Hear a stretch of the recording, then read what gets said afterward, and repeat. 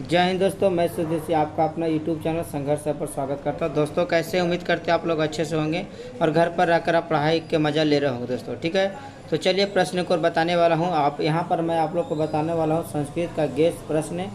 कौन कौन सा क्वेश्चन इंपॉर्टेंट है बोर्ड के लिए, बेहतरीन तरीका से आप परीक्षा में पूछने वाला कौन होगा। तो इस गेस में आपको मैं 60 प्रश्न बताऊँगा, जिसमें 100% बिहार बोर्ड में 100% क्वेश्चन आपको लड़ेगा यहीं से।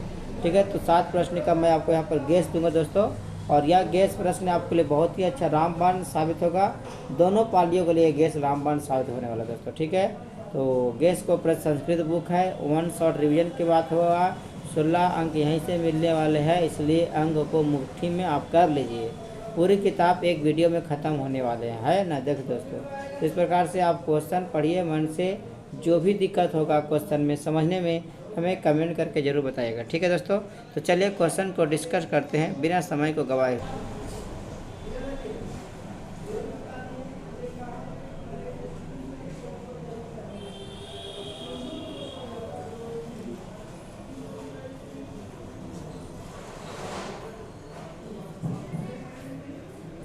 नेक्स्ट प्रश्न में यही बोल रहा है कि आत्मा का स्वरूप क्या होता है ना। आत्मा का स्वरूप क्या है, पठित पाठ के आधार पर क्या करना है, वर्णन करना है।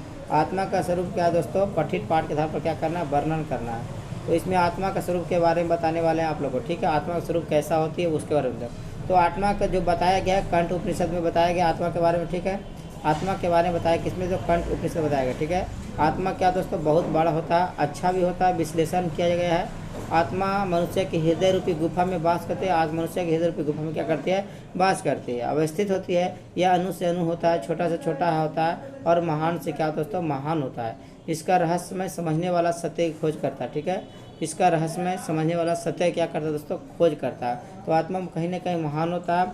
आत्मा जो बताया गया कंठ उपनिषद बताया गया है, मनुष्य की हृदय रूपी में गुफा में होती है। आत्मा छोटा से छोटा होती है और महान से क्या होती है, महान होती है। ठीक है, ऐसी आत्मा को समझने के लिए मनुष्य लोग रात दिन मेहनत कर रहा है दोस्तों। ठीक है, तो चलिए क्वेश्चन को समझ में आ गया होगा आपको। ठीक है ना।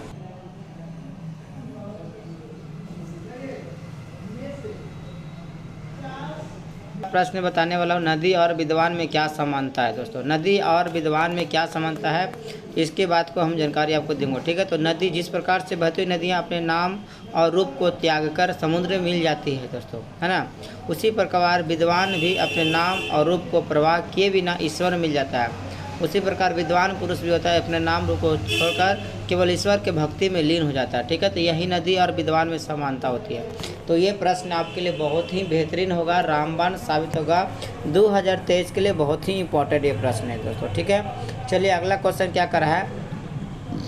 अगला क्वेश्चन, ये तो नदी और विद्वान में समानता मैंने बता दिया आप लोग को, मंगला पाठ के आधार पर बता दिया आप लोग को। मंगला पाठ के आधार पर सत्य के महत्व प्रकाश डाले, ये भी बता दिया कि मंगला पाठ में महर्षि वेदव्यास सत्य के महत्व वर्णन करते हुए कहता है कि सत्य की जीत होती है, असत्य की जीत होती नहीं है। ये भी आत्मा के बारे में बता दिया, आत्मा कैसा होती है, हृदय रूपी गुफा में होती है। शायद ये भी प्रश्न आपको आ सकता है। ठीक है, तो अगला चैप्टर में देखते हैं। अगला चैप्टर बताऊंगा, मतलब ये चैप्टर में से 2-3 प्रश्न आपको आता है तो ये बता देगा। तो मंगलम पाठ में लगभग 3-4 सब्जेक्टिव प्रश्न हैं, जिसमें से आपको एक प्रश्न आपको पक्का 100% रहेगा। नदी और समानता यहीं से चैप्टर से लिया गया है, ये भी आपको आने के लिए 4 क्वेश्चन मैं दिया हूँ आप लोग को मंगला चैप्टर से। अब आता है पाटलिपुत्रम चैप्टर में। पहला प्रश्न क्या था, पटना के मुख्य दर्शनीय स्थानों का उल्लेख करना। तो पटना में कौन कौन दर्शनीय स्थान है, मतलब घूमने लायक कौन है। तो स्थल संग्रहालय हो गया, उच्च न्यायालय हो गया, सचिवालय हो गया, गोलघर हो गया, तारामंडल हो गया, जैविक उद्यान हो गया, मौर्य कालिक हो गया, अवशेष। ठीक है, और महावीर मंदिर, गुरुद्वारा हो गया। ठीक है, ये सारा लोग पटना में प्रसिद्ध है और बहुत ही फेमस है। ये जगह पर घूमने से हमको बहुत ही मतलब शांति प्रतीत होती है दोस्तों। तो ये मतलब दर्शनीय स्थान है, इसलिए दर्शन के रूप में जाना जाता है। अगला प्रश्न क्या करा कि सिख संप्रदाय के लोगों के लिए पटना नगर क्यों महत्वपूर्ण है, अथवा पटना गुरुद्वारा किसके लिए और क्यों प्रसिद्ध है। 3 वाक्य में उत्तर देने के लिए आपको प्रश्न आएगा। ठीक है, तो 3 वाक्य में उत्तर दे देंगे आप लोग को। कहते हैं दोस्तों, सबसे पहले सिख संप्रदाय के लोगों के लिए पटना नगर महत्वपूर्ण क्यों है ना। तो ये प्रश्न आपके लिए, सबके लिए प्रश्न जरूरी है। ये प्रश्न 100% बार बार पूछा हुआ रिपीट इस क्वेश्चन है। सिख संप्रदाय लोगों के लिए पटना नगर महत्वपूर्ण है क्योंकि यहाँ उनके 10वें गुरु गोविंद सिंह का जन्म स्थान हुआ। ठीक है, और यह गुरुद्वारा के नाम से क्या वो जाना जाता है। ठीक है दोस्तों, तो एक बार रिवीजन कर लीजिएगा। देखिए आप लोग रिवीजन कर लीजिएगा, पता चलना चाहिए कि क्वेश्चन कौन सा आ रहा है, तो याद रखिएगा। ठीक है, पाटलिपुत्रा के प्राचीन महोत्सव का वर्णन करिए। मतलब पाटलिपुत्रा जो शरद काल में कौमुदी महोत्सव बड़ी धूमधाम से मनाया जाता है। सभी नगरवासी आनंद मग्न होकर हो जाते थे। इस समारोह का विशेष प्रचलन गुप्त वंश शासन काल में हुआ था। ठीक है, आजकल जिस तरह दुर्गा पूजा मनाई जाती है उसी प्रकार प्राचीन काल के कौमुदी उत्सव मनाया जाता था। ठीक है, तो ये बहुत अच्छा प्रश्न है। गुप्त शासन काल से प्रश्न चलता है। जिस प्रकार से दशहरा के मौका पर पटना में धूमधाम देखने को मिलता है, उसी तरह से मतलब कौमुदी महोत्सव भी प्रचलित था। ठीक है, अगला प्रश्न क्या है दोस्तों, भगवान बुद्ध ने पाटलिपुत्रा के बारे में क्या कहा। तो भगवान बुद्ध ने पाटलिपुत्रा के बारे में यही कहा। भगवान बुद्ध जो थे पटना में बहुत बार प्राचीन काल में अनेक बार पाटलिग्राम में आए थे। उस समय पटना गांव था, यहाँ आकर उस गांव के महत्व को बढ़ा दिया और उसी समय उन्होंने कहा था कि यह गांव दिन कर एक दिन महानगर होगा, परंतु यहाँ पर आग, नगर में आग लगेगा, जल होगा, कलह होगा, हमेशा एक दूसरे से भयभीत होते रहेगा। यहाँ पर पटना आगे जाकर सच में महानगर बन गया। ठीक है ना। तो ये क्वेश्चन आपके लिए बहुत ही अच्छा प्रश्न है। ये भी प्रश्न मतलब रिपीटेड क्वेश्चन होगा, रिपीट क्वेश्चन बार बार पूछा जाता है। ठीक है, तो पटना बहुत ही मतलब भयानक बन चुका है। ठीक है, अगला क्वेश्चन दे रहे बाबू कि पटना में कौमुदी महोत्सव कब मनाया जाता है। तो पाटलिपुत्रा में है ना शरद काल के में कौमुदी महोत्सव मनाया जाता है। कौन काल में? शरद काल में कौमुदी उत्सव मनाया जाता था। यह महोत्सव गुप्त शासन काल में होता था। ठीक है, उस समय सभी लोग आनंद मगन हो जाते थे। कौमुदी उत्सव गुप्त शासन काल में प्रचलित होता था और शरद काल में ऋतु मनाया जाता है दोस्तों। तो कौमुदी उत्सव के महत्व का अगर बार नहीं आए तो लिख लेंगे। ठीक है, अगला प्रश्न क्या करें दोस्तों, आलस कथा से क्या शिक्षा मिलती है। आलस कथा, तो पाटलिपुत्रा में जितना प्रश्न आपको दे दिए 4-5 प्रश्न यहाँ से आपको देखिए। पहले दिए पटना के मुख्य दर्शनीय स्थलों का वर्णन करें। अगला क्या दिए, सिख संप्रदाय के लिए पटना क्यों प्रसिद्ध है, ये भी आपका होगा। 2 प्रश्न हो गया। या पटना गुरुद्वारा किसके लिए प्रसिद्ध है, क्यों प्रसिद्ध है। ठीक है, तो तीसरा होगा पाटलिपुत्र के प्राचीन महोत्सव के बारे में, तीसरा प्रश्न हो गया आपका। ठीक है, उसके बाद अगला बताएं आपको भगवान बुद्ध ने पाटलिपुत्र के बारे में क्या कहा। तो ये चौथा प्रश्न हो गया आपका। उसके बाद और भी प्रश्न बनता है मतलब पटना में, तो पटना में कौमुदी उत्सव कब मनाया जाता है, दामोदर पटना के बारे में क्या कहा, राजशेखर पटना के बारे में क्या कहा। ऐसे प्रश्न अभी अनेकों प्रश्न बन सकता है। ठीक है, तो उस पर ध्यान भी दे दीजिएगा एक बार। ठीक है, लेकिन चलिए उस प्रकार अब आते आलस कथा, यानी तीसरा चैप्टर में हम लोग आते हैं। ठीक है, आलस कथा से क्या शिक्षा मिलती है। मैथिली कवि विद्यापति रचित है। तो आलस कथा का रचयिताकार है या मैथिली कवि है। मैथिली कवि विद्यापति रचित पाठ के आलस कथा में आलसियों के माध्यम से शिक्षा दिया, मतलब आलसियों के माध्यम से शिक्षा दिया। उनका भरण पोषण करुणशील अर्थात दयावान के बिना संभव नहीं। जो आलसी व्यक्ति होता है वो दयावान व्यक्ति ही उसको सेवा कर सकता है ना। आलसी काम करते नहीं है, ऐसी स्थिति में कोई दयावान उसकी व्यवस्था करते हैं। आलस व्यक्ति जो होता है दोस्तों वो क्या होती है, दयावान द्वारा सेवा किया जाता है ना, कोई उनको मदद सब कर नहीं जाते जो आलसी व्यक्ति होता है। तो आलस कथा पाठ में मैथिली कवि है। मैथिली कवि आलस कथा के रचयिताकार हो गया और कवि के रूप में संस्कृत अभट्ट तथा हिंदी में जो भी कविता लिखे थे विद्यापति जी। ठीक है, चलिए कथा आलसाला में कर्मियों ने आलस की परीक्षा क्यों लिया। देखिए परीक्षा क्यों लिया जाता है, परीक्षा लेने से क्या होता है, पहला होता है कि वो सही है कि गलत है, तो इसलिए आलसाला में परीक्षा लिया गया। आलसाला में बहुत सारे बनावटी आलस बनावटी आलस बना लिया था और ग्रहण करता था अन्न और वस्त्र को प्रतिदिन। ठीक है, जिसके कारण से आलसाला में क्या हो गया, खर्चा बढ़ गया। ठीक है ना, खर्चा जब बढ़ जाता है दोस्तों तो अधिक खर्चा हो देखकर वहाँ के कर्मियों ने आलसी की परीक्षा लिया। मतलब आलसी की परीक्षा क्यों लिया गया, इसलिए लिया गया क्योंकि धीरे धीरे बनावटी आलसी लोग ज़्यादा हो गया था और खर्चा जब बढ़ गया था तो इसलिए परीक्षा लिया कि वो आलसी है कि नहीं। ठीक है, अगला पोस्ट क्या करें, आलसाला में आग लगने पर क्या हुआ। तो दोस्तों आलसाला में आग लगने पर क्या हुआ दोस्तों, सबसे पहले आलसाला में आग लगने पर सभी धूर्त आलसी तथा कृत्रिम आलस वाले भाग गए। ठीक है, लेकिन 4 आलसी सोए हुए रह गए और आपस में बातें कर रहे थे। ठीक है, पहले आग को देखकर नियोगी पुरुष को दया आ गया, जो मतलब दयावान पुरुष था उसको देखकर आग फैला हो गया, दया आ गया। ठीक है, तो उन लोगों ने सोचा कि अगर इन्हें नहीं निकाला जाए तो जल जाएंगे, है ना। तब उन लोगों ने चारों आलसियों को बाल पकड़कर खींचते हुए बाहर निकाला। तो इस प्रकार से आलसाला में आग लगने पर हुआ था विचार। ठीक है, तो आलस्य माल विचार हुआ, क्या हुआ, आलस्य आग लगने पर क्या हुआ, तो बस बचाया गया आलसी लोगों को, है ना। जो 4 आलसी जो सोए रह गया था उस सबको क्या किया गया, बचाया गया, ठीक है। तो आलसी पुरुष का यही महत्व है। आलस में आग लगने पर क्या हुआ, तो यही हुआ था, ठीक है दोस्तों। तो अगला क्वेश्चन देखते हैं, आलस कथा पाठ का 5 वाक्य परिचय दे। देखिए, तो आलस कथा पाठ से शिक्षा क्या मिलता है, ये भी हो सकता है, या आलस कथा के बारे में आप क्या जानते हैं, तो ये भी हो सकता है। तो कहेंगे यह पठित विद्यापति, यह पाठ जो विद्यापति रचित पुरुष परीक्षा नामक ग्रंथ कथा ग्रंथ से लिया गया है। यह एक उपदेशात्मक लघु कथा है, ठीक है। विद्यापति ने मैथिली में लिखे मतलब कविता लिखते हैं, और अभट्ट में लिखे और संस्कृत, तीनों भाषाओं में ग्रंथ रचना किए हैं। मैथिली, अभट्ट और संस्कृत 3 भाषाओं में ग्रंथ रचना किए हैं। पुरुष परीक्षा में धर्म, अर्थ, काम इत्यादि विषयों का अनेक मनोरंजन कथाएँ दी गई। पुरुष परीक्षा में धर्म, अर्थ, काम विषयों का संबंध में अनेक मनोरंजन कथाएँ दी गई है। आलस कथा में आलस के निवारण की प्रेरणा दी गई है ना। तो इस पाठ से संसार के विचित्र गतिविधियों का भी परिचय मतलब मिलता है, ठीक है। इस पाठ से संसार के विचित्र गतिविधि का परिचय मिलता है, ठीक है। तो इस प्रश्न ने आपको समझ में आ गया। आलस कथा पाठ में 5 वाक्य में उत्तर दे दिए आप लोगों को, ठीक है। क्वेश्चन आएगा, अब लगड़ लीजिएगा, ठीक है। ये भी परीक्षा में पूछा हुआ प्रश्न है, ठीक। जितना मैं आपको बता रहा हूँ मित्रों, दोस्तों, जो बच्चों जो भी है उन सारे प्रश्न आपको बोर्ड में पूछा हुआ, ठीक है। अगला प्रश्न कह रहा है, 4 आलसियों के वार्तालाप को अपने शब्दों में लिखे। जो 4 आलसी था उनके वार्तालाप को अपने शब्द में क्या करना, लिखना है। तो चारों आलसी निश्चय ही अपने आलसपन में सिद्ध कर रहे थे। मतलब 4 जो आलसी था वो निश्चय आलसपन में सिद्ध हो गया था, ठीक है। सिद्ध मतलब गया कि मतलब सच में वो आलसी है, ठीक है। तो चारों आलसी निश्चय ही अपने आलसपन को सिद्ध कर रहे थे। मतलब क्या कर रहे थे, सिद्ध कर रहे थे, बिल्कुल सिद्ध कर रहे थे, तब ना वो अब भागे नहीं थे आग लगने पर, है कि नहीं। तो एक ने मुंह में ढककर वो ढककर खा रहे, अरे हल्ला कैसा हो रहा है। दूसरे ने कहा, लगता है घर में आग लग गया है। बताइए, क्या सोया हुआ घर में आग लग गया है। तीसरा ने कहा, कोई धार्मिक व्यक्ति नहीं है जो पानी से भीगकर वस्त्र को ढक दे। चौथा ने कहा, अरे बचाल कितनी बातें करते हो, तुम चुपचाप क्यों न रहते हो, मुझे सोने में तकलीफ हो रहा है। तो ऐसा ही आलसी लोग वार्तालाप कर रहा था, ठीक है। तो उम्मीद करते हैं ये भी प्रश्न आपको क्लियर से समझ में आ गया होगा, ठीक है। और ये 2021 का बहुत ही प्रश्न पूछा हुआ है सब्जेक्टिव के रूप में, अच्छा प्रश्न कहता है। तो इस प्रकार से आलस 3 चैप्टर मैं बताया, और 3 चैप्टर से मैं आप लोगों को 14 प्रश्नों का गेस आपको दिया।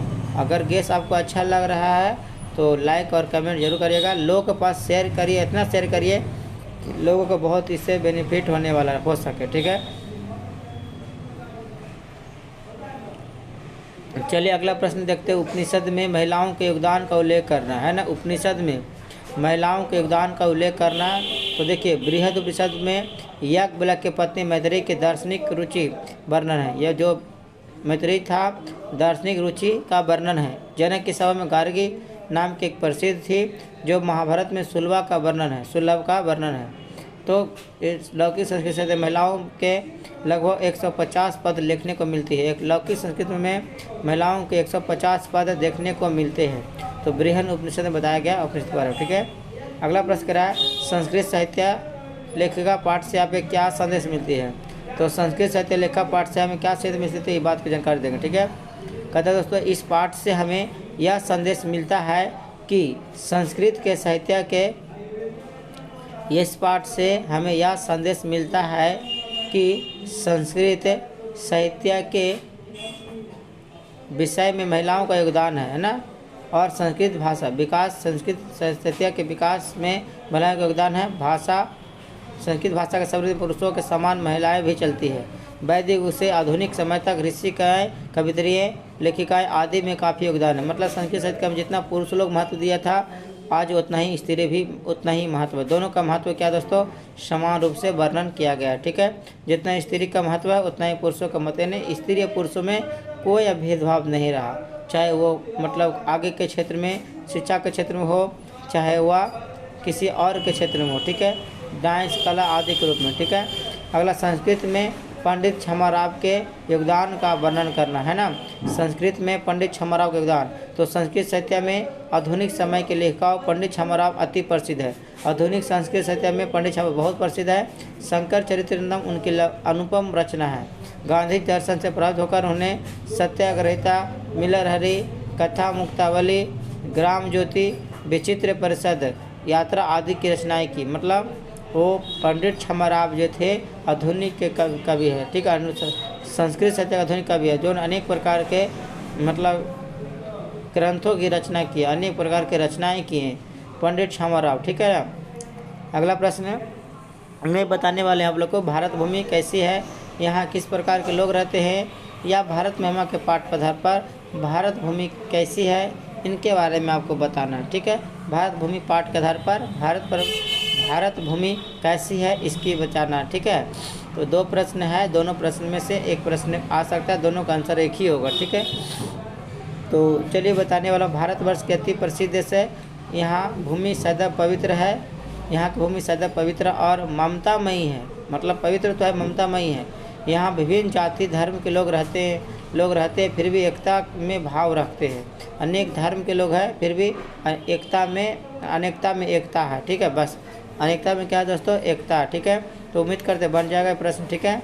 अगला प्रश्न, देवतागण भारत के गीत क्यों गाते हैं, पठित पाठ के आधार पर उन 3-5 वाक्य बताएं। देखिए देवगण भारत देश का गुणगान करते हैं ना, देवगण जो तो है दोस्तों भारत देश का गुणगान करते, जन्म लेना चाहते हैं बार-बार, क्योंकि भारतीय भूमि स्वर्ग और मोक्ष प्राप्त करने का साधन है। भारत की ही एक ऐसा भूमि है जहाँ पर स्वर्ग में और प्राप्त करने के स्वर्ग में जाने के लिए मोक्ष के प्राप्त करने की भूमि है। मनुष्य भारत भूमि पर जन्म लेकर भगवान की हरि की सेवा योग्य बन जाता है। भारत भूमि पर जन्म लेकर हरि की सेवा करने का योग्य बन जाता है, मतलब भारत भूमि बहुत पवित्र है, यहाँ पर जो जन्म लेता है वो बहुत ही अच्छे रहते हैं, ठीक है। ऐसे कहा गया, ठीक है। देवता लोग किस देश का गुणगान करते हैं और क्यों करते हैं। देवता लोग भारत देश का गुणगान करते हैं क्योंकि भारतीय भूमि स्वर्ग और मोक्ष प्राप्त का साधन है। मनुष्य भारत भूमि पर जन्म लेकर भगवान हरि की सेवा के योग्य बन जाते हैं, है ना। तो उम्मीद करते हैं भी प्रश्न आपको क्लियर से समझ में आ गया होगा। अगला प्रश्न क्या है दोस्तों, भारत महिमा पाठ से हमें क्या शिक्षा मिलती है, या भारत महिमा पाठ से हमें क्या शिक्षा मिलती है, 5 वाक्य में उत्तर देना। बस दोनों प्रश्न की आंसर एक ही रहेगा, ठीक है। तो वही बताना है आप लोग को, 5 वाक्य में उसको उत्तर देना है और एक बेहतर तरीक़ा से आपको जानकारी बताने वाला हूँ। तो कह रहा है दोस्तों कि भारत महिमा पाठ से हमें संदेश यह मिलता है कि हमें भारतीय होने पर गर्व है। जो भारतीय हम लोग हैं, हमें भारतीय पर गर्व होना चाहिए। हम भारतीयों को हरि की सेवा करने का मौका मिला है, मतलब जो भारत में जन्म हुआ है वो भगवान की सेवा करने का मौका मिला है, और दूसरे देश में ऐसी सेवा करने का मौका नहीं दिया, क्योंकि दूसरे देश में कभी भगवान की पूजा किया नहीं जाता है, और मोक्ष की प्राप्ति करने का भी अवसर मिला है सेवा।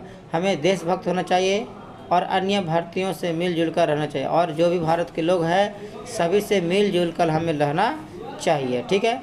तो उम्मीद करते हैं ये भी आप लोग को अच्छा से समझ में आ गया होगा। आगे प्रश्न के बढ़ते हैं। अगला प्रश्न कह रहा है, भारत महिमा पाठ के 5 वाक्य परिचय दें। कहता है इस पाठ में भारत के महत्व को बनाया गया है, जिसमें 2 पुराण बताए गए हैं, ठीक है। पुराणों के 2 पद तथा 3 आधुनिक पद दिए गए। 2 पुराण के पद है, 3 आधुनिक पद है। हमारा देश भारत को प्राचीन काल से आज तक महत्व दिया गया है ना। देवतागण भी यहाँ जन्म लेने के लिए तरसते हैं, एक बार नहीं 1000 बार जन्म लेने के लिए तरसते हैं। इसकी प्राकृतिक सुंदरता अनेक प्रदूषणकारी तथा विध्वंसकारी क्रियाओं के बाद भी अनुपम है। यहाँ पर बहुत सुंदरता प्रदूषण हो गया फिर भी अनुपम है, इसका निवारण इन पदों में प्रस्तुत किया गया है। बहुत अच्छा है, जैसे इसमें 2 पुराण दिया गया है और 3 आधुनिक पद दिया गया, ठीक है दोस्तों। और इसमें भगवत विष्णु पुराण और भगवत पुराण 2 दोहा दिया गया है, विष्णु पुराण और भगवत पुराण। विष्णु पुराण पहला पद में और भगवत पुराण दूसरा पुराण में बताया गया, ठीक है। तो भारत की कहीं न कहीं विशेषता यह है कि भारत आने वाला भविष्य में हमारा देश जो है लोगों को शिक्षा के रूप में, बल्कि मतलब पूजा पाठ के रूप में, अनेक प्रकार के संस्कार रीतियों के रूप में जाना जाता है। इसलिए भारत देश इतना महान हो गया दोस्तों, और यही भारत की महिमा हम लोग करते हैं, ठीक है। तो भारत की महिमा अनेक रूपों से प्रसिद्ध है, ठीक है ना। एक रूप से नहीं बल्कि अनेक रूपों से प्रसिद्ध है भारत की महिमा। भारत की भूमि बहुत ही लोकप्रिय है, बहुत ही मतलब अनुपम है, बहुत ही लाभप्रद है भूमि, इसलिए भारत भूमि अच्छी है, ठीक है। अगला प्रश्न में देखते हैं हम लोग, भारतीय संस्कार पाठ के आधार पर, है ना। भारतीय संस्कार पाठ के आधार पर स्पष्ट करें कि संस्कार कितने हैं तथा उनके नाम लिखे। संस्कार कितने हैं, कौन कौन है बताना है। क्योंकि संस्कार के कुछ कुल विद्या अगर पूछेगा तो 5 होगा, लेकिन संस्कार कुल कितना होगा, तो इसका राइट आंसर 16 हो जाएगा। संस्कार कुल 16 होता है। संस्कार के 5 विद्याएं होती है हमारे पास, ठीक है। तो जन्म से पहले 3 संस्कार हो जाता है, ठीक है। जन्म जब माता के बच्चा पेट में रहता है उसी से पहले 3 संस्कार, गर्भधारणा, पुंसवनम और सीमांतोन्नयन संस्कार, ठीक है। 6वां संस्कार में 6 संस्कार होते हैं, जिसमें जात कर्म होता है, नामकरण होता है, निष्क्रमण होता है, अन्नप्राशन, चुड्डा कर्म और कर्ण भेद होता है, ठीक है। और 5 संस्कार शैक्षणिक में होता है, ठीक है। सीमांतोन्नयन संस्कार होता है, ठीक है। और 5 संस्कार होता है शैक्षणिक में, आचार, उपनयन, वेदारंभ, केशांता और समावर्तनम संस्कार। यौन अवस्था में विवाह संस्कार होता है तथा व्यक्ति की मृत्यु के बाद भी एक संस्कार होता है जिसका नाम होता है अंत्येष्टि संस्कार, अंतिम संस्कार होता है, यह अंत्येष्टि संस्कार के नाम से जानता है। किसान संस्कार, सवर संस्कार, देखिए दोनों जो होता है संस्कार, मतलब शैक्षणिक संस्था में किसान संस्कार में बाल को काटा जाता है, ठीक है ना। चुड्डा कर्म किया जाता है, क्षौर कर्म किया जाता है, ठीक है। तो 16 प्रश्न में से ये भी प्रश्न आपके लिए एक बहुत ही रामबाण साबित होने वाला है। और अंत में यही बताना चाहता हूँ कि आप एक बार नहीं बल्कि 2 बार आप देख लीजिएगा तो याद ही नहीं बल्कि आपके माइंड में सेट हो जाएगा, ठीक है। प्रश्न समझ में आ जाएगा आपको, ठीक है। चलिए अगला प्रश्न देखते हैं। संस्कार किसे कहते हैं? विवाह संस्कार का वर्णन करें 5 वाक्यों में। संस्कार व्यक्ति में गुण को धारण, मतलब जो व्यक्ति गुण को ग्रहण करता है और अवगुण को बाहर निकालता है उसी गुण को हम संस्कार कहते हैं। व्यक्ति में गुणों को मतलब धारण करना, गुण को धारण करना ही संस्कार कहलाता है, ठीक है। और अवगुण को बाहर निकालना संस्कार कहलाता है। संस्कार का वास्तविक अर्थ होता है शुद्ध होना, मतलब जो संस्कारिक व्यक्ति रहता है उसका अगर अर्थ देखा जाएगा तो बिल्कुल शुद्ध होता है। वैसे कुल 16 संस्कार माने गए हैं। विवाह संस्कार में होने वाली वसुता मनुष्य गृहस्थ जीवन प्रवेश करता है, ठीक है। तो विवाह कुल में 16 संस्कार माने गए हैं। विवाह संस्कार बहुत ही संस्कार होने पर बहुत वस्तुत अनेक गृहस्थ जीवन पर जब विवाह संस्कार होता है तो हम लोग गृहस्थ जीवन में घर में प्रवेश कर जाते हैं। विवाह एक पवित्र संस्कार है जिसमें अनेक प्रकार के कर्म कांड होते हैं, अनेक प्रकार के काम होता है। जैसे उनमें वचन देना होता है, मंडप बनाना होता है, वधु घर पक्ष पर स्वागत होता है, दूल्हा का दूल्हे का स्वागत होता है, वर वधु को एक दूसरे से देखना होता है, कन्यादान होता है, अग्नि स्थापना होता है, अग्नि स्थापना, पानी ग्रहण, लाजा होम, साप्त विधि होता है, सिंधुदान आदि मुख्य कर्मकांड होते रहते हैं विवाह संस्कार में। इसके अलावा भी और भी संस्कार होता है, ठीक है ना। रिसेप्शन हो गया, इस तरह से बहुत सारे संस्कार आप लोग को विवाह संस्कार में ही देखने को मिलेगा, ठीक है दोस्तों। तो उम्मीद करते हैं 16 प्रश्न में से ये भी प्रश्न आपके लिए एक रामबाण साबित होने ले। पहली पारी और सेकंड पारी में ये प्रश्न 100% मैं गारंटी देता हूँ पूछने वाला ही होगा, ठीक है। तो ये प्रश्न को आप एक बार नहीं बल्कि 2 बार देख लीजिएगा ताकि बोर्ड प्रश्न में आपको परीक्षा में छूटने वाला नहीं रहेगा, ठीक है दोस्तों। चलिए अगला प्रश्न की ओर हम देखते हैं। तो सिंदूरदान बता चुके हैं कि ब्याह संस्कार में क्या क्या होता है, ऐसे ब्याह संस्कार में क्या होता था सबको पता है, ठीक है। तो ब्याह संस्कार के बारे में लिख देना। भारतीय जीवन संस्कार का क्या महत्व है, ये प्रश्न को जानकारी आप लोग देखें। भारतीय संस्कार में जीवन में प्राचीन काल से ही संस्कार में हमने महत्व का सहयोग रखा है। आज से लेकर कल तक भारतीय संस्कार का बहुत है। यहाँ ऋषिगण की कल्पना भी थी कि जीवन के सभी मुख्य अवसर पर वेद मंत्रों का पाठ, बड़ों का आशीर्वाद, हवन, परिवार के सदस्यों का सम्मिलन होना चाहिए। संस्कार दोषों को दूर करता है। भारतीय जीवन दर्शन का महत्वपूर्ण स्रोत रूप संस्कार है। भारतीय जीवन में दर्शन का महत्वपूर्ण स्रोत क्या संस्कार है। ऋषिगण भी बोलता है कि मतलब यहाँ पर मुख्य अवसरों पर वेद होता है, पाठ होता है, हवन होता है, परिवार का मिलन होता है। तो इस प्रकार से कुछ भी घर में होता है तो संस्कार के बिना कोई काम घर पर होता नहीं है, क्योंकि भारत का रीति है, भारत का रिवाज है, भारत की परंपरा है। भारत की परंपरा पूरे देश की परंपरा माना गया है दोस्तों, कि भारत की परंपरा आज इतना प्रसिद्ध हो चुका है कि दूसरे देश में भी इसका वर्णन एक अच्छे अंदाज में किया जा रहा है, ठीक है। तो भारतीय जीवन संस्कार का क्या महत्व है, शायद आपको पता चल गया होगा कि ज़िंदगी क्या है, जीना क्या है, संस्कार ही उसका ज़िंदगी का नाम है, ठीक है। अगला कहता है किसान संस्कार को गोदान संस्कार भी कहा जाता है। क्यों किसान संस्कार को गोदान संस्कार क्यों कहा जाता है? किसान संस्कार में गुरु के घर में ही शिष्य प्रथम बार क्षौर कर्म में हजामत होता है, मतलब बाल कटता है, ठीक है। किसान संस्कार को गोदान संस्कार भी कहा जाता है, क्योंकि इसलिए कहा जाता है किसान संस्कार को किसान संस्कार में गुरु के घर में शिष्य का प्रथम क्षौर कर्म होता है, मतलब बाल उल कटता है, ठीक है। इसमें छात्र के घर वाले गुरु के यहाँ गाय दान कर देते हैं, इसलिए किसान संस्कार को गोदान मतलब क्या होता है, गाय को देना होता है दोस्तों। शांत संस्कार। जब बच्चा जब शिष्य लोग जब गुरु के घर में जाता है तो उनके पिता माता पिता होता है, छात्र को गुरु को गाय देता है दान के रूप में, इसलिए कि शांत संस्कार को गोदान संस्कार के नाम से भी जाना जाता है। गोदान मतलब गाय को दान करना होता है, ठीक है ना। कहता अपनी प्रगति चाहने वालों को क्या करना चाहिए दोस्तों, अपनी प्रगति चाहने वालों को निंद्रा तंद्रा भय क्रोध आलस और देर से काम करने वाला आदत त्याग देना चाहिए। जो भी अपना प्रगति चाहता है उनको निंद्रा तंद्रा निश्चय क्रोध भय आलस को छोड़ देना चाहिए और प्रगति चाहेगा तब जब अपने लक्ष्य को फोकस करेगा, अपने ध्यान को आगे बढ़ाएगा, अपने मन को चित्त को एक जगह एकत्रित करेगा, तभी आपको प्रगति करना चाहिए। और छोटे मोटे कामों में नज़रअंदाज करना चाहिए, दोष को दूर करना चाहिए, त्याग देना चाहिए। यही दोष के कुल कितना 6 होता है, मनुष्य के 6 दोष होती है और नरक जाने के लिए 3 दरवाजा होता है, क्रोध क्रोध लोभ होता है, ठीक है। अगला प्रश्न कहता है नीति श्लोक का पाठ के आधार पर मुख्य लक्षण बताना है। मूर्ख के लक्षण बताना है। मूर्ख मतलब नरधाम के बारे में बताना है। विदुर नीति श्लोक पाठ में महात्मा विदुर ने मूर्ख मनुष्य के 3 लक्षण बताए हैं। मूर्ख जो मनुष्य हो 3 लक्षण बताए। जो व्यक्ति बिना बुलाए आता है, जो बिना पूछे ही चला, जो व्यक्ति बिना बुलाए चलाता है, बिना पूछे बहुत कुछ बोलता है और अविश्वास वस्तु पर विश्वास करता है। जो विश्वास लायक वस्तु नहीं होती है उस पर विश्वास करता है, उसे ही मूर्ख कहा जाता है। यही मूर्ख के लक्षण है। और भी मूर्ख के लक्षण हो जाता है, लेकिन नीति श्लोक के आधार पर यही मूर्ख के लक्षण होता है। नीच मनुष्य कौन है, पठित पाठ के आधार पर बताना है। नीच मनुष्य मतलब मूर्ख मनुष्य जो बिना बुलाए हुए प्रवेश करता है, बिना पूछे बहुत बोलता है, अविश्वास पर विश्वास करता है, ऐसे पुरुष को नीच ही मनुष्य कहा जाता है। ऐसे पुरुष को मूर्ख भी कहा जाता है दोस्तों। तो उसे नीच मनुष्य बोले या मूर्ख बोले, ठीक है, एक ही बात है। नीति श्लोक के पाठ के आधार पर बताना रहेगा, ठीक है। नीच बोले या नरधाम बोले, एक ही बात है। नराधाम बोले, ठीक है, नरधाम बोले तो एक ही बात है। नराधाम बोले या मूर्ख या नीच, ठीक है, एक ही बात होगा। नीति श्लोक पाठ के आधार पर स्त्रियों का विशेषता बताइए। नीति श्लोक मतलब स्त्री की विशेषता बताना है। स्त्री जो होती है घर की लक्ष्मी होता है, वो पूजनीय होती है, महाभागशाली होती है। ये महान पुरुषों को जन्म देने वाली होती है, इसलिए स्त्री विशेष रूप से रक्षा करने योग्य होती है। मतलब जो महान भगवान को जन्म देने वाले होते हैं, मतलब स्त्री महापुरुषों को जन्म देता है, अनेक प्रकार के देवी देवताओं को जन्म देता है, इसलिए स्त्री पूजनीय है, महाभागशाली लक्ष्मी होता है। इसलिए हम लोग को स्त्री को हमेशा रक्षा करना चाहिए। हम लोग लड़कियों को रक्षा करना चाहिए। हम लोग भाई बहन को बहनों की क्या करना चाहिए, बहुत ही रक्षा करना चाहिए, क्योंकि लक्ष्मी को ही माना गया है स्त्री को, ठीक है। स्त्री के बिना धरती का विनाश हो जाएगा अगर स्त्री नहीं रहेगा तो, ठीक है। तो स्त्री ही है जो देश को चला रहा है। स्त्री नहीं रहता तो देश में इतना जनसंख्या भी नहीं होता है दोस्तों, ठीक है। अगला प्रश्न कह रहा है नीति श्लोक पाठ से हमें क्या शिक्षा मिलती है। नीति श्लोक पाठ से हमें बहुत कुछ शिक्षा मिलती है।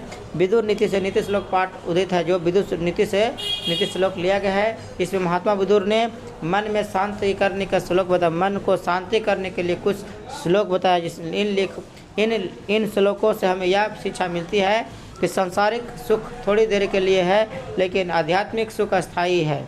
सांसारिक सुख जो अभी हम लोग घर पर बैठ के मोमो चाउमीन बना के खाते हैं वो सांसारिक सुख है दोस्तों, लेकिन आध्यात्मिक सुख अस्थायी होते हैं। सुंदर आचरण से हम बुरे आचरण को समाप्त कर सकते हैं और काम क्रोध लोभ और मोह को नष्ट करके नरक जाने से बच सकते हैं। मतलब इस सब काम क्रोध लोभ मोह को नष्ट करके हम नरक जाने से बच सकते हैं। हम लोग को हमेशा यही शिक्षा मिलती है कि आध्यात्मिक होना चाहिए। घर में रहकर संसारिक मोह में ना पड़े। अगर संसारी मोह में पड़ते हैं आप लोग तो घर में अशिक्षा पैदा होता है, ठीक है, और अशिक्षा पड़ेगा भगवान के रूप में आगे नहीं बढ़ सकते आप, ठीक है। तो उम्मीद करते हैं भी आपको प्रश्न समझ में आ गया होगा दोस्तों। रूप में है तो अब बताने वाले हैं आप लोग को राम परवेश राम यानी कर्मवीर कौन था। कर्मवीर के बारे में पूछेगा कौन है दोस्तों, तो कर्मवीर राम परवेश राम है। राम परवेश राम कर्मवीर कथा के एक प्रमुख पात्र है। उसका जन्म बिहार के भिखनटोला गांव के एक दलित परिवार में हुआ था। कभी खेल के पीछे मग्न रहने वाला बच्चा अध्यापक के संपर्क में आकर मेहनत के दम पर अपने जीवन में सफलता की सीढ़ियाँ बनाता है गया। राम परवेश राम प्राथमिक विद्यालय से लेकर लोक सेवा परीक्षा तक प्रथम स्थान में उत्तीर्ण हो गया था, ठीक है दोस्तों। तो राम परवेश के बारे में लिखने आएगा। राम परवेश एक बहुत ही अच्छे व्यक्ति थे और समाज के लिए बहुत ही अच्छा किए। अपने सेवा क्षेत्र के रूप में वो एक प्रकार के प्राथमिक विद्यालय भी बनवाए अपने गांव में, ठीक है दोस्तों। तो यह राम परवेश राम जो थे बहुत ही विचार के अच्छे थे। जब टीचर से मिले पहली बार तो क्या हुआ उनके साथ, मतलब जब खेल रहे थे अपने ग्राउंड में उनके पास घर द्वार नहीं था, लेकिन घर द्वार न रहते हुए भी मतलब यूपीएससी की परीक्षा किया, यूपीएससी परीक्षा पास किया, लोक सेवा परीक्षा तक प्रथम स्थान प्राप्त किया दोस्तों। ठीक है, तो राम परवेश का जीवन बहुत अच्छा। उसके बाद राम परवेश राम का जन्म कहाँ हुआ था, उन्होंने देश की सेवा में कैसा प्रयास दिया। ठीक है, तो राम परवेश राम का जन्म बिहार के भिकना टोला गाँव में हुआ था। उन्होंने अपने प्रशासन क्षमता, संकट के समय फैसले लेने की यथार्थ ने देश की सेवा मतलब यश अर्जित किया था। मतलब जब वो प्रशासन क्षेत्र में गया था तो संकट काल में जो भी सेवा होता, बाढ़ सुखाड़ जो भी होता था, उसमें अपने देश की सेवा का पूरी अपना समय दिया था, पूरा समय दिया था अपना देश की सेवा करने के लिए। इतना समय दिया दोस्तों, जिसके कारण से अगर इनका नाम आज भी बहुत ही मतलब सहज मतलब हृदय से लिया जाता है इसका नाम। ठीक है, और बिहार के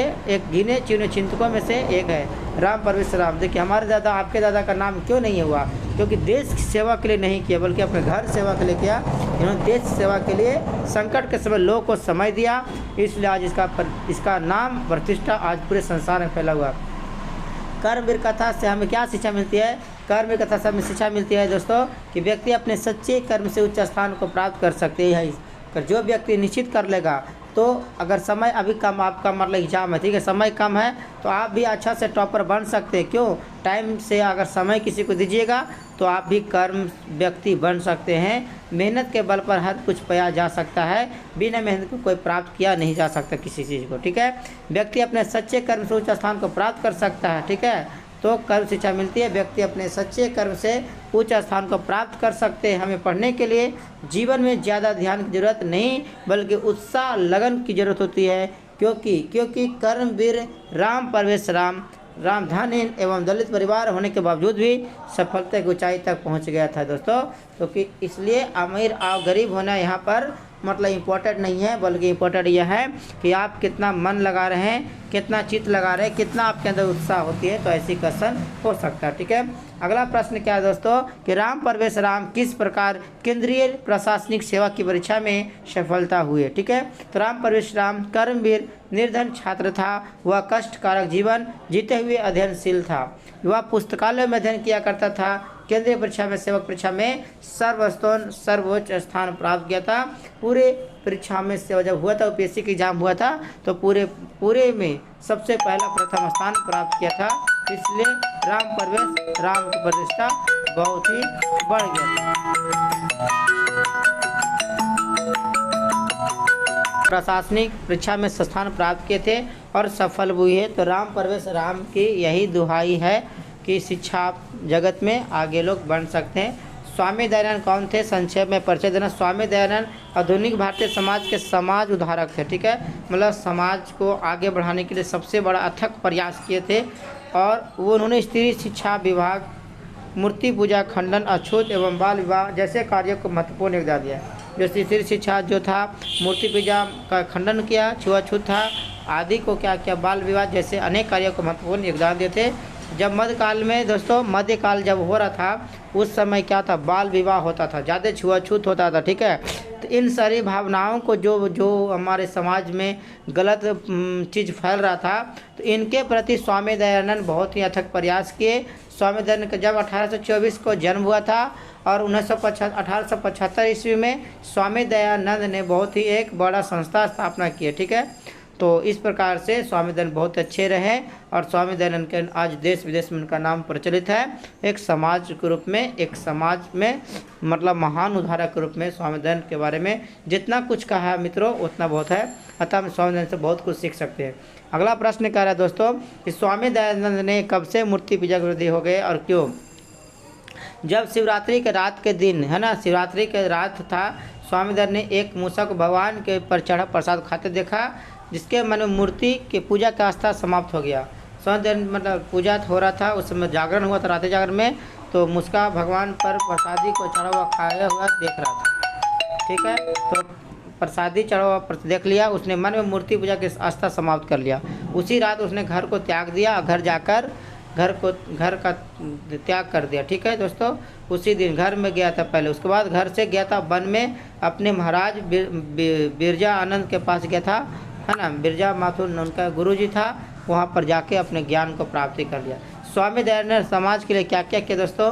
तो स्वामी दयानंद ने समाज के लिए अनेक प्रकार के काम किया, जैसे स्त्री शिक्षा पर बल दिया, विधवा विवाह को पुनः विवाह होना चाहिए, मूर्ति पूजा को का बल दिया, और उसके बाद ये आपको मूर्ति पूजा, कर्म कांड पर ध्यान देना, मतलब काम पर ध्यान देना चाहिए, दिखावा नहीं करना चाहिए, मतलब कर्म कांड को बंद है, छुआछूत को समाप्त किया, बाल विवाह प्रथा को अंत किया। तो इस प्रकार से स्वामी दयानंद ने बहुत सारे अथक प्रयास किए जो समाज में बदलाव हुआ, और समाज आज इतना बदलाव हुआ तो इन्हीं महान पुरुषों के वजह से आज हम लोग को छुआछूत की भावना देखने को नहीं मिलती। नहीं तो गांव में आज भी थोड़ा बहुत समाज में छुआछूत की भावना, नीचता की भावना है, उससे वो जो छोटा जात है वो नीचा जाता है, इसी भावना आज भी समाज में चल रहा है। अगर स्वामी दयानंद और अनेक महान पुरुष लोग नहीं रहते तो आज भी समाज का यही हाल रहता, दुर्दशा। ठीक है, तो चलिए स्वामी दयानंद के बारे में अगला प्रश्न क्या है दोस्तों कि स्वामी दयानंद का जन्म कब और कहाँ हुआ था?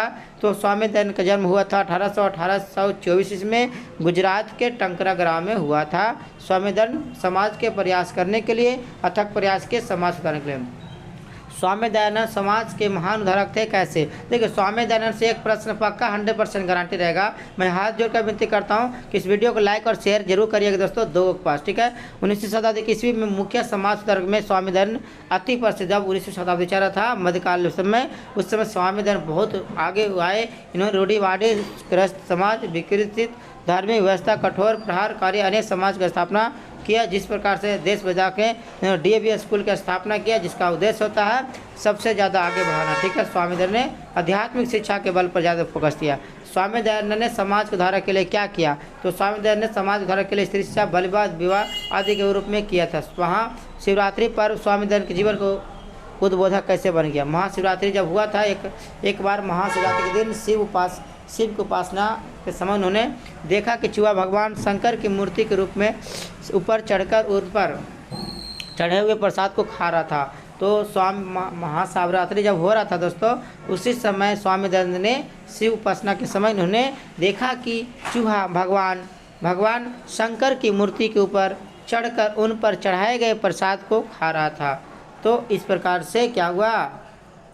तो उन्हें विश्वास हो गया मूर्ति भगवान नहीं होता है, इस प्रकार वो मूर्ति विरोधी हो गया, और वेदों का अध्ययन कर सत्य का प्रचार करने में इस प्रकार शिवरात्रि पर उनका जीवन का उद्योग बन गया। मतलब इस प्रकार से शिवरात्रि ग्रुप में मतलब उनके लिए बहुत ही जीवन बहुत बदल दिया। अगर शिवरात्रि नहीं होता तो उनके जीवन नहीं बदलता और जितना समाज के लिए वो कार्य नहीं करते। अच्छा लिए इसलिए कहता जो होता है अच्छे के लिए होता है ना, जो होता है अच्छे के लिए होता है। मंदाकिनी का वर्णन अपने शब्दों में करना।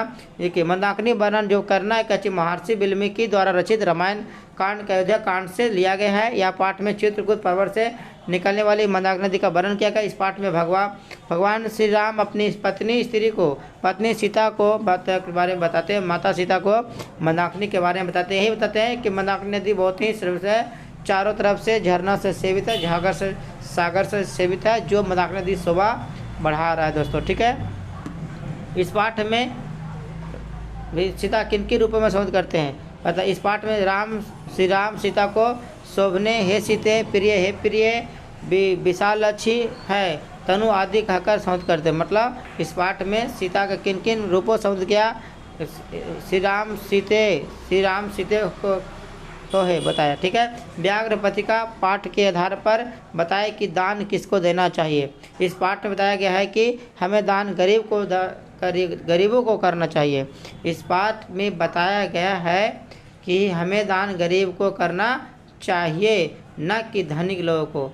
जो व्यक्ति धनी होता है उनको कभी दान करना नहीं चाहिए, और उन लोग को सोचना चाहिए कि हम धनी हैं, दान लेना नहीं चाहिए। जिससे कोई उपकार नहीं करना हो उसे दान देना चाहिए, जिससे कोई उपकार मतलब ना हो उससे दान देना चाहिए। स्थान समय और उपयुक्त व्यक्ति को ध्यान में रखकर दान देना चाहिए। जो व्यक्ति निर्धन होता है, जब निर्धन होता उसी को दान देना चाहिए। गरीब व्यक्ति को दान देना चाहिए जो बहुत शारीरिक और मानसिक रूप से क्या दबाव हो, ऐसे व्यक्ति को दान देना चाहिए। ना कि बेचारा उनके पास हाथ पैर हो उसको दे दिया दान, कमा सकता था उसको दान देना नहीं चाहिए। ठीक है, सोने के कंगन को देखकर पथिक ने क्या सोचा? पथिक ने सोने के कंगन को देखकर बहुत कुछ सोचा। उनके मन में मतलब आशा हुआ कि हमें सोने के कंगन चाहिए, तब ना वो क्या हुआ, सोने के कंगन लेने के लिए जाल में फंसा, जिस कारण से बाघ से मारा गया। ठीक है, चलिए प्रश्न बताते अच्छे से। पथिक ने सोने के कण को देखकर सोचा कि ऐसा मौका भाग से ही मिल सकता है। वही मतलब ऐसा मौका जो होता है भाग से मिलता है, भाग में है इसलिए हमको मिल रहा है, ठीक है, भाग से मिल सकता है। किंतु जिस कार्य में खतरा हो उसे नहीं करना चाहिए। वो मन में सोचता है, ठीक है, कि मतलब फिर भी लोभ बस उसने सोचा कि धन कमाने के लिए कार्य खतरा हो सकता ही है। इस तरह लोभ से वशीभूत होकर बाघ के बातों में आ गया और फंस गया और मारा गया, ठीक है। तो लोभ पथिक था, मतलब वो हमेशा सोचा कि सभी जगह तो संदेह होती है, तो क्या मैं छोड़ दूँ, सब जगह छोड़ता है तो हर वस्तु कुछ लेने में संदेह होता है, इसलिए वो बेचारा सोचा। आज अंत में बाघ से मारा गया। व्याघ्र पथिका कहाँ से लिया गया, इसके लेख में कौन है तथा इसके शिक्षा क्या मिला। व्याघ्र पथिका हितोपदेश ग्रंथ के मित्र लाभ खंड से संकलित है। इसके लेखक नारायण पंडित जी हैं। इस कथा के द्वारा नारायण पंडित हमें शिक्षा देते हैं कि दुष्ट की बातों पर लोभ के आकर विश्वास नहीं करना चाहिए। जो व्यक्ति दुश्मन है आपका, विश्वास कभी नहीं करना चाहिए, सोच समझ कर ही काम करना चाहिए। इस कथा का उद्देश्य मनोरंजन के साथ व्यवहारिक ज्ञान दे, मतलब यह कथा जो मनोरंजन तो दिया गया था लेकिन हमको जीवन में बहुत कुछ सिखाया, व्यवहारिक ज्ञान सिखाया, बहुत आदर्श के रूप में सिखाया जिसमें व्यवहार को जीवन में ला सकते हैं। ऐसी यह कहानी बहुत ही लाभदायक हुआ और बेहतर तरह से हमको समझ में आ गया। अगला क्वेश्चन करा है कि नारायण पंडित रचित व्याघ्र पथिका पाठ का मूल उद्देश्य क्या है दोस्तों। तो व्याघ्र पथिका का मूल उद्देश्य है कि हिंसक जीव अपने स्वभाव को नहीं छोड़ सकता है। मतलब जो व्यक्ति चोर है उस पर आप विश्वास करिएगा तो अच्छा बात है, जो मतलब हिंसा छोड़ नहीं सकता है। इस कथा के आधार पर नारायण पंडित हमें शिक्षा देते हैं कि दूसरों की बातों पर लोभ से आकर विश्वास करना नहीं चाहिए, सोच समझकर ही काम करना चाहिए। इस कथा का उद्देश्य मनोरंजन के साथ व्यवहारिक ज्ञान भी देता है। यह कथा मनोरंजन तो करवाया लेकिन हमें ज्ञान भी दिया, ठीक है। अगला प्रश्न, व्याघ्र पथिका कथा से आपको क्या शिक्षा मिलती है अथवा व्याघ्र पथिका में मूल उद्देश्य संदेश क्या हमको दिया। इस कहानी को समझिए। एक ही कहानी को बार बार वही चैप्टर है, वही क्वेश्चन है, बार बार आंसर खाली पलट दिया जाएगा थोड़ा सा, तो बस देख लीजिएगा। दुष्ट बातों में लोभ आकर विश्वास नहीं करना चाहिए, सोच समझ कर काम करना चाहिए। यह कथा जो हमें व्यवहारिक ज्ञान दिया और आदर्श के सिखाने का काम किया। कर्णस्य दानवीरता में कर्ण की कवच कुंडल की विशेषता क्या थी। तो वही बताएगा। कर्ण के कवच और कुंडल विशेषता यह थी कि जब तक उसके शरीर में रहता है दुनिया को कोई व्यक्ति उसे मार नहीं सकता। और कवच कुंडल के शरीर में जब तक कवच कुंडल रहेगा तो संसार में देवी देवता, हजारों राक्षस, देवी देवता, मनुष्य, जानवर कोई उसे मार नहीं सकता है। यही कवच कुंडल की विशेषता है। दुनिया की कोई शक्ति उसे मार नहीं सकता है जब तक उसके शरीर में कवच कुंडल। तावत कवच कुंडल तावत ना मारी, कोई मार नहीं सकता। दानवीर कर्ण के चरित्र पर प्रकाश डाले। दानवीर बहुत ही साहसी था, महादानी पुरुष था, एक बार जो बोल देता है दे देता था। वह सत्यवादी और मित्र का विश्वासपात्र था, मित्रवादी भी था, ठीक है। दुर्योधन के द्वारा दिए गए उपकार को वह कभी नहीं भूला था। उसका कवच कुंडल अवैध था, फिर भी उन्हें इंद्र को दान रूप स्वरूप दे दिया। कुरुक्षेत्र में वीर गति को पाकर वह भारतीय इतिहास में अमर हो गया, ठीक है। तो ऐसे मतलब दानवीर कर्ण थे जिसके कारण मतलब दुनिया डोल जाता था दोस्तों। दानवीर बहुत ही मतलब मित्रवादी था, मित्र के बातों को समझा, भाई से लड़ गया, ऐसे मतलब मित्रवादी था। सत्य के पाथ पर चलता, जो एक बार वचन देता उसका वचन को पूरा करते थे। तो दानवीर ऐसे थे जो लोगों के लिए आगे के काम किए और काम करके लोगों को आगे के मतलब, लेकिन छल कभी नहीं किए। दानवीर ऐसे थे, लेकिन उनको छल से कर्ण से कवच कुंडल ले लिया था। दानवीर कर्ण ने इंद्र को दान में क्या दिया, 3 वाक्य उत्तर दे।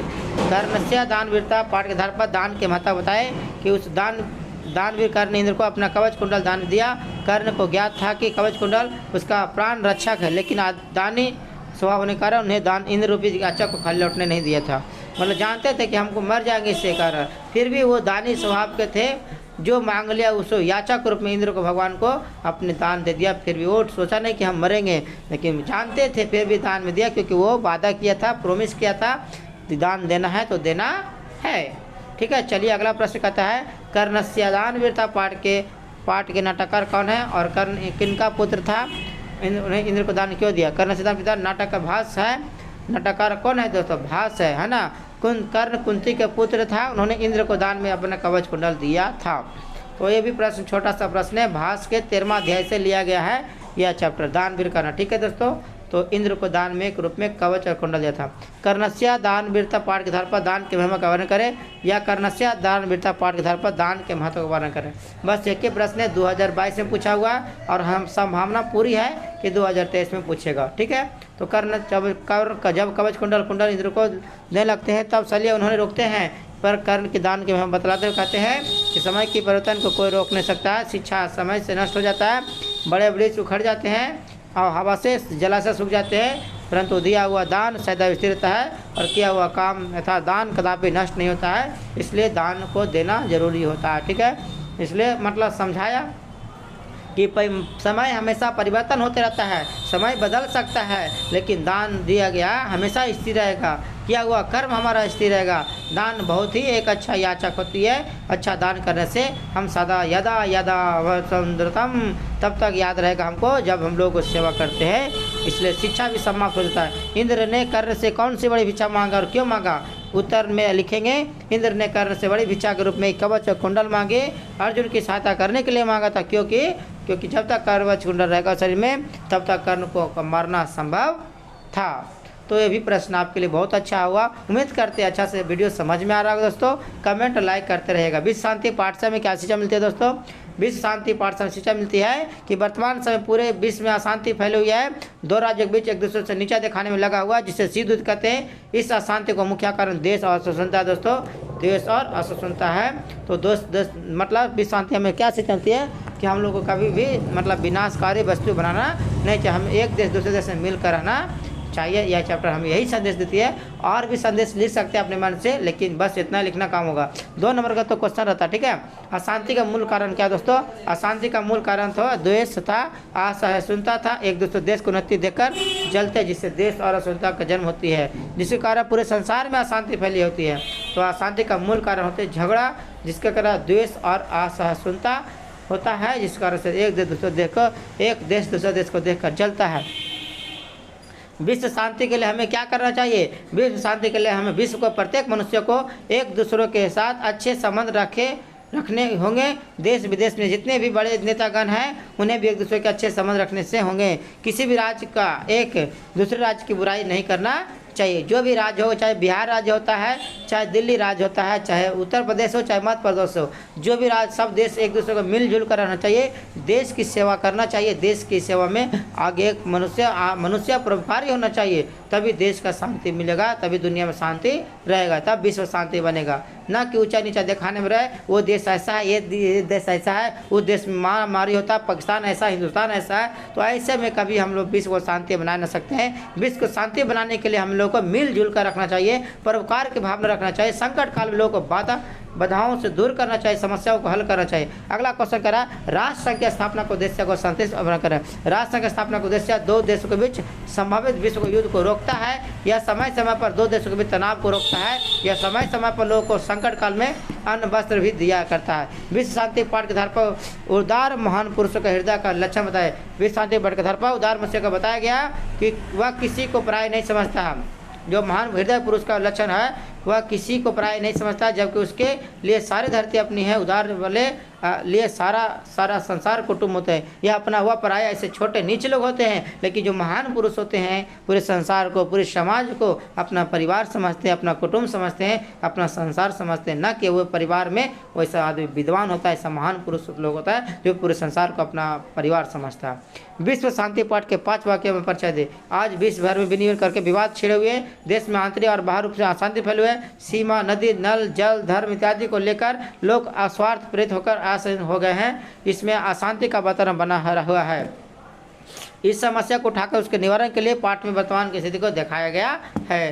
तो विश्व शांति पाठ में नदी, जल, धर्म आदि, जाति, प्रथा, स्वार्थ के प्रति आज अनेक प्रकार लोगों शांति में अशांति फैला रहा है, जिसका अर्थ धर्म के प्रति लड़ाई हो रहा है, जात के प्रति, दल के प्रति लड़ाई हो रहा है। तो ऐसे में हम लोग कैसे शिक्षा मिल सकते हैं? विश्व में शांति कैसे स्थापित हो सकती है?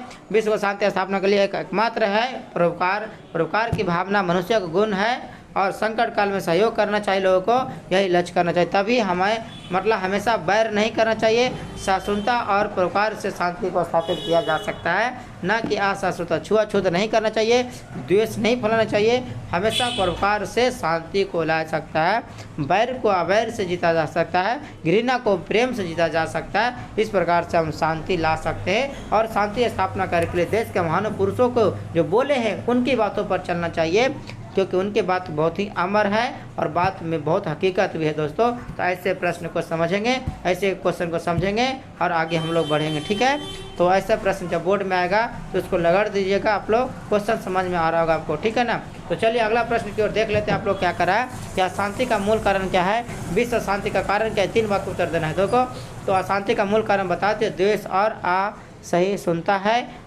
एक देश दूसरे देश की उन्नति को देखकर चलते हैं, इससे असहिष्णुता पैदा होती है। ये दोनों दोष आपस बैर और अशांति का मूल कारण है, ठीक है। ऊंचा नीचा धर्म के प्रति लड़ाई झगड़ा हो रहा है ना, तो इसलिए अशांति। वेद कितने हैं, सभी अंगों का नाम लिखे।